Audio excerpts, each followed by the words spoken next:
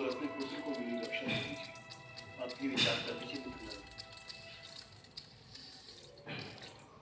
संभव है कि कंस इस कन्या का वध कर दे। यदि ऐसा हो तो मेरी पुत्री का बहुत बड़ा उपकार होगा इस संसार में।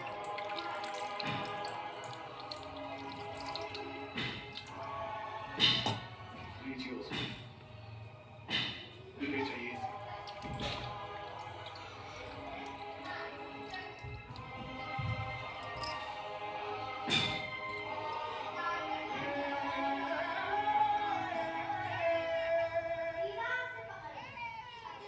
लीजिए उसे, ले जाइए इसे।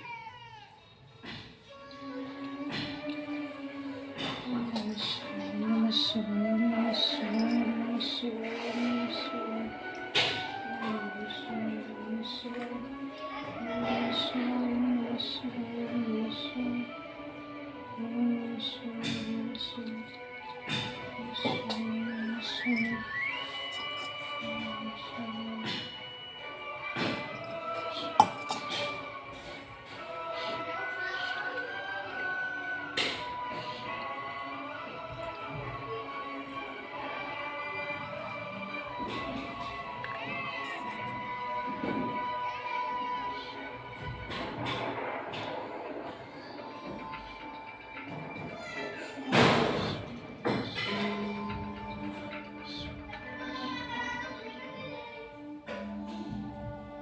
महाराज, बालक का जन्म हो चुका है।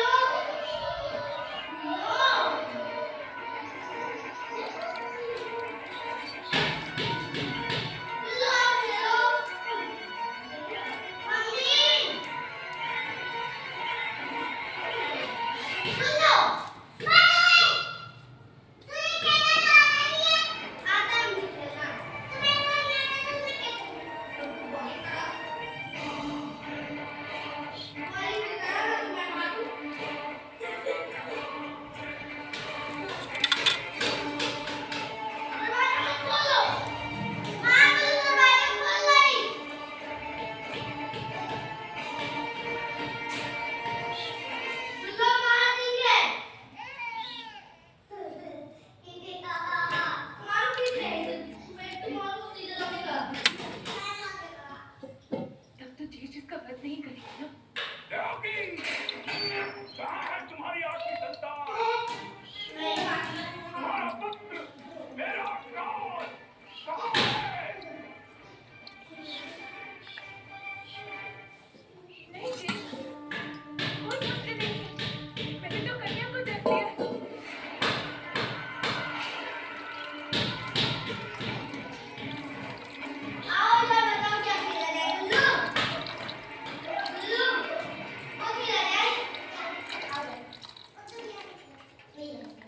ये कैसे संभव है?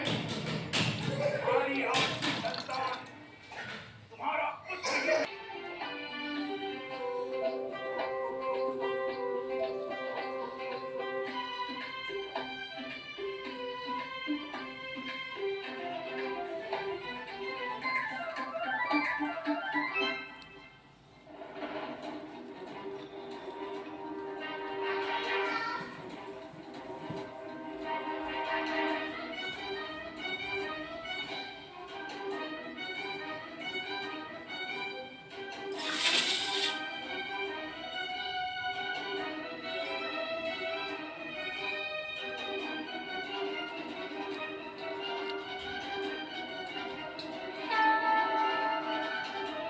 का नाश हो जाता। भय के कारण माँ मेरे को बता देती ना। जन्म लेती, सारा जीवन कड़वाहट से भर जाता, जीने का आनंद भी चला जाता। सच्चित आनंद, सच्चिदानंद ही परमात्मा का रूप है। बस मनुष्य भय के कारण परमात्मा से ही दूर चला जाता है। किंतु इंद्र पूजा तो इतना बड़ा अधर्म तो नहीं था ममस्ती। पुत्र प्रतिबिंब, कोई भी शक्ति इतनी बड़ी नहीं होती कि जिसको पराजित ना किया जा सके, और कोई भी अधर्म इतना छोटा नहीं होता जिसको पराजित करने की आवश्यकता ना हो। मैं इसको वहाँ रख दूँ। क्योंकि छोटा अधर्म समय के साथ जाओ प्रलयकारी रूप ले सकता है।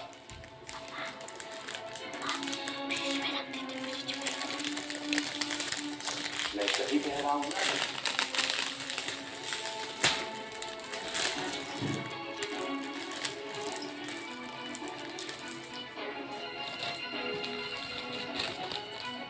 दूसरे महोदय, इंद्र के गर्व का खंडन करने के बाद विष्णु महोदय ने क्या किया? युवराज, ये वासुदेव के पराक्रमों की कथा तो कभी पूर्ण ही नहीं होगी। यदि आप सब आदेश दें तो ये कथा कथन यहीं समाप्त करें। प्रातःकाल होने वाला है और सूर्योदय के साथ साथ विवाह की विधियां भी तो प्रारंभ होगी। नहीं तुमने मानी मुझे भोजन का दर्शन करवा एक हिमालय का रस दिला। आप भोजन बता नहीं सकते। मथुराधीश का अंत किस प्रकार हुआ वो तो बताना ही होगा। ठीक है तो फिर सुनिए। मथुरा में महाकाल आकर कंस के मस्तक बैठ गया। छोटी लज्जा कंस हृदय से गया प्रेम भी और दया। शक्तिमान वो फिर थे। कौन है वो?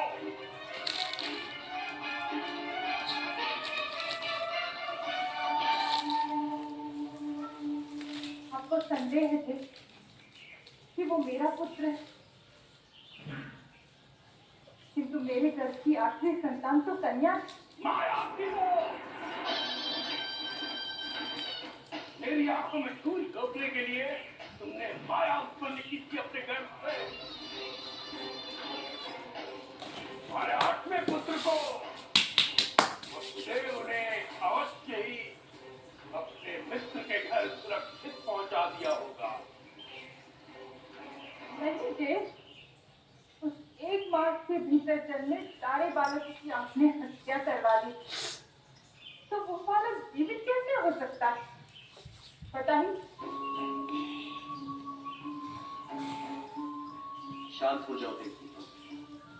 अब समय आ गया है कि कंस अपनी मृत्यु के लिए सज्ज हो जाए।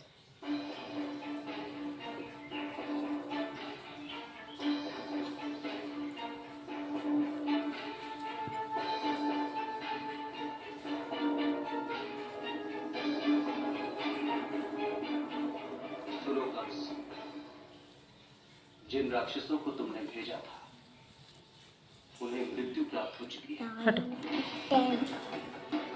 11 12 राक्षसी पूतना भी मृत्यु को प्राप्त हो चुकी है, फिर भी तुम नहीं समझे। प्रथम देवकी के 7वें गर्भ के विषय में मैं तुम्हें बता दूं। देवकी का 7वां गर्भ 7वें मास में देवताओं ने मेरी दूसरी पत्नी रोहिणी के गर्भ में स्थापित कर दिया था। उसका नाम है संकर्षण। बलवान होने के कारण बलराम नाम है उसका। वो मेरे मित्र नंद के यहाँ सुरक्षित है। माँ और मेरे 8वें पुत्र का नाम है कृष्ण। कृष्ण ये वाला दवा दो। नंद माँ ये वाला दवा दो। जिसने कालिया नाग को पराजित किया है और एक उंगली गोवर्धन पर्वत को उठाने वाला।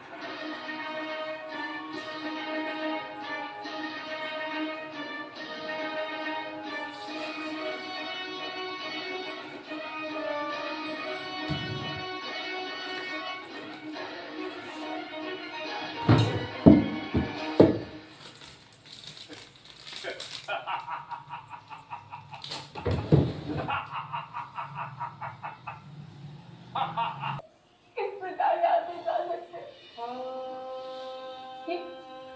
ये वृंदावन तुम्हारी प्रतीक्षा में सूख जाएगा। ये क्या ही हो गया? तुम्हारे बिना मैं बावरी हो जाएगी।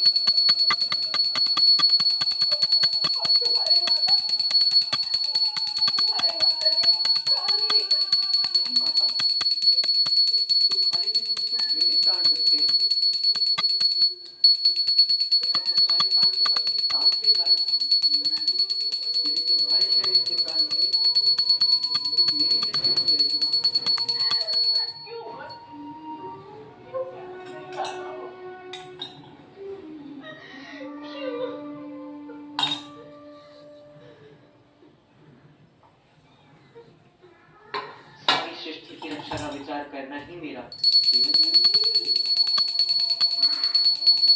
और मामा श्रीकांत, ये तो केवल आरंभ है। इसका अंत तो अभी बहुत दूर है माता। अनेक वर्षों तक मुझे यूं ही निरंतर भ्रमण करना है।